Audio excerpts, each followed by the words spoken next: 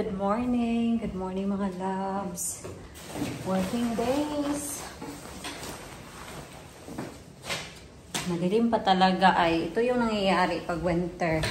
You go to work while like this, madilim pa. And then umuwi ka ng trabaho, madilim. Madilim na. So, that's the reality.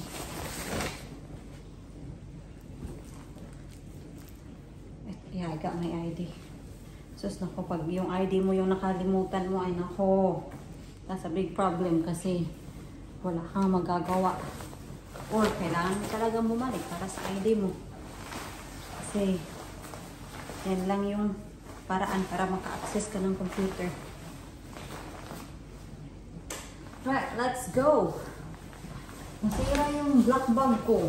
Kaya ito na lang yung ginagamit ko. Ayaw pa naman itong gamitin kasi bago. Char, hindi naman to bago, pero ano siya ba? Sayang. Binili nga para gamitin. Nasasayangan. Ay, naku naman. Kakarating ko lang nito sa car park and it is 7:18 in the morning. Tatawagan ko lang si Mr. At fault uninsured driver. Kasi yan yung routine ko. Tatawagan ko siya pagdating ko sa trabaho. Anyway, ito pala yung baon ko. Yan. I got grapes, yogurt, mandarin. Tapos meron akong Weetabix and then 2 crumpets. So, ako kasi pag magising kasi ako ng maaga, nag-a-alarm ako 6 in the morning. So, pagkagising ko, wala akong gana pang kumain kasi I just woke up and then nag-hot water din, tapos 2 slice ng digestive. Yun lang yung kinakain ko. Tapos nagugutom ako mga 8-9 sa trabaho. So ayun, nagwi-Weetabix ako or nagka-crumpet. So depende sa mood ko. And then yung iba, snacks in between na lang. Anyway, tatawagan ko na si Mr. Bye. May space na dito ay meron din queue kung sino yung magpa-park. Anyway, ito yung pinakamalapit na parking area sa malapit sa unit namin. Yun ang agawan din ng pwesto. Kasi pagkadating ko, although na maaga ako, kasi maaga nga ako, yung mga night shift nandito pa. So may kakaunting space, pero yung pinaka-space is yung medyo liblib na ba, medyo mahirap mag-park, mag-reverse, ganun. Anyway, papasok na ako mga loves, oy. Kasi papasok na ako sa unit.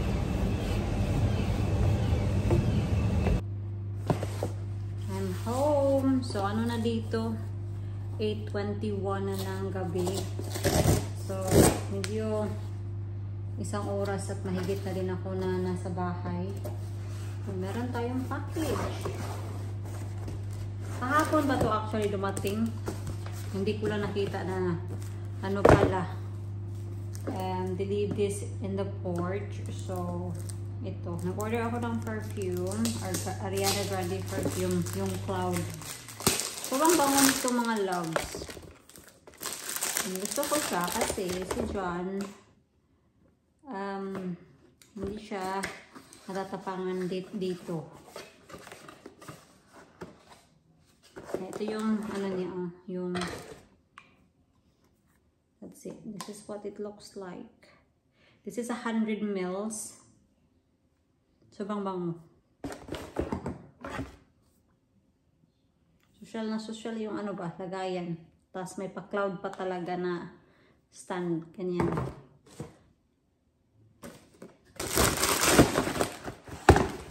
Kain lang ako mga loves kasi gutom ako.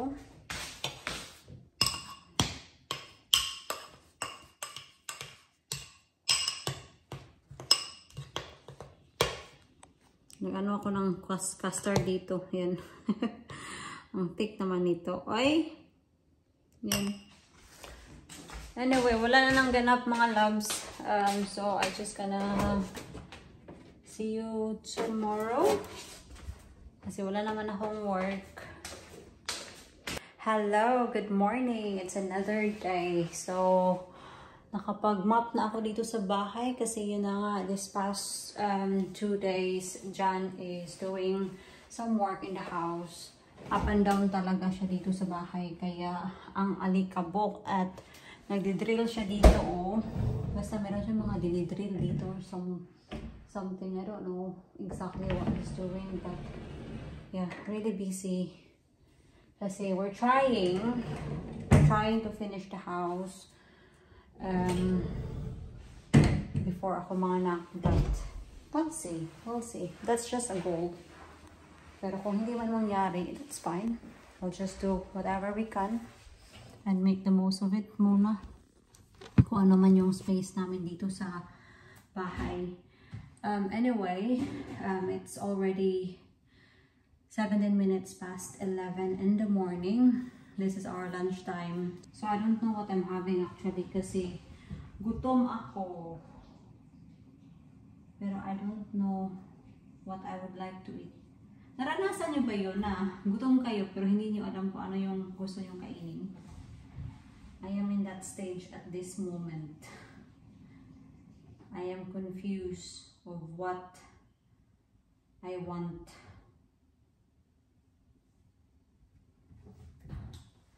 And later on, we're having chicken wings. I think I will be having rice with it. I don't know. Or probably I'm gonna make homemade chips. Depends on what I would like. Ito na yung lunch ni John. So, boring lunch to some people. Our main meal kasi is yung tea time talaga namin, yung hapunan ba. So, sandwich lang. Tapos, pag breakfast, cereal lang. There. John is still in his office. He's looking for a document. We need to find that document. That's really important. But he cannot find or he cannot remember where exactly he put it. I said you need to find that document. I forgot about sa hot cross buns ni Jen. Paborito niya yan mga loves. Hindi talaga yan mawawala sa lunch. Ito. O diba? Ice cream. Ang laman ng ice cream box or container, itong hot cross buns yan. Paborito niya yan. Noon, hindi ko siya mag-gets hindi ko talaga to mag-gets kung bakit gusto ni Jan. Kasi, yung lasa iba talaga. Pero kinalaunan, nagustuhan ko siya. And ayun, nakain ako nito. Lunch is ready, honey. Did you manage to find the paper? No. Hindi talaga umulan ba? Ay, naku naman tong forecast nila. Oy, sabi ngayon, uulan. Excuse me, uulan daw. Kaya hindi ako naglaba. Gusto ko maglaba. Ang dami kong labahin. Papakita ko sa inyo yung lalabhan ko sana. So, sayang, hindi ko ito nalabhan ngayon ba. Wait.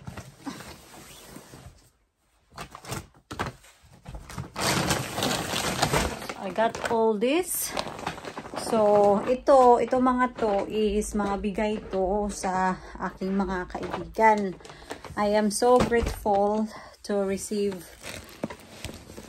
this from them kasi yung mga kaibigan ko, they had a baby as well and madami daw sila mga, outgrown na clothes, yung mga hindi na nagagamit ng baby ba, and then they were advising me na don't buy a lot of newborn clothes because that was a mistake that we did have before kasi they bought a lot of baby clothes, newborn clothes, but then because the baby grows very fast and some of the newborn clothes, they did not manage to use it. So, ito, pasa-pasa lang, kumbaga. So, ito daw, yung iba sa kanya, yung iba, bigay din galing sa ibang kaibigan. And ngayon, hindi na niya nagagamit. So, ayun, binigay naman niya sa akin, which is, thank you so much. Ako yung tao na sobrang grateful na akala ko ano to? Ito, ano pala? Switch, Diyos ko Lord. I'm so grateful na makatanggap ng mga hand-me-down. So, I don't have any problem of receiving hand-me-down. Hindi ako maarte. So, ito, halos sa mga kinuha ko sa, pinakita niya sa akin is yung mga neutral na clothes. May mga blue dito, pero I think blue is, naman siguro, neutral. Like, tulad dito, yan. Diba? Yung baby blue. Yan. So, lalaban ko sila. Yan. Ang dami nito mga loves. Grabe. Ang cute, Yan. Natutuwa ako ba nung nakita ko to. Tanggalin ko yung glasses. Yan. Ito talaga, sobrang liit. Yan. So,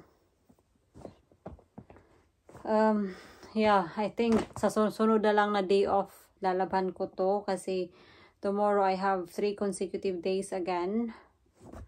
So, at sobrang liliit nito. So, kailangan ko siyang talaga doon sa sampayan. At kailangan ko din bumili ng more pang-ipit ba sa sampayan, yung peg. But yeah, yun lang yung share ko sa inyo. At least meron ng baby clothes si baby. Matagal na to dito. Ngayon ko lang pinakita to sa inyo. Yan. Another one of these. Yan. Ito, natutuwa ako mga loves. Wait lang, sana ba yun? Ito, natuwa ako kasi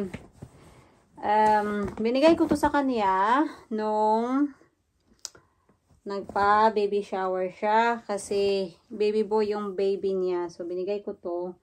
And then, binigay niya ulit sa akin kasi hindi na kasya sa anak niya. Sabi ko, okay, kukunin ko na lang. Kahit blue, hindi pa natin alam yung gender ni baby.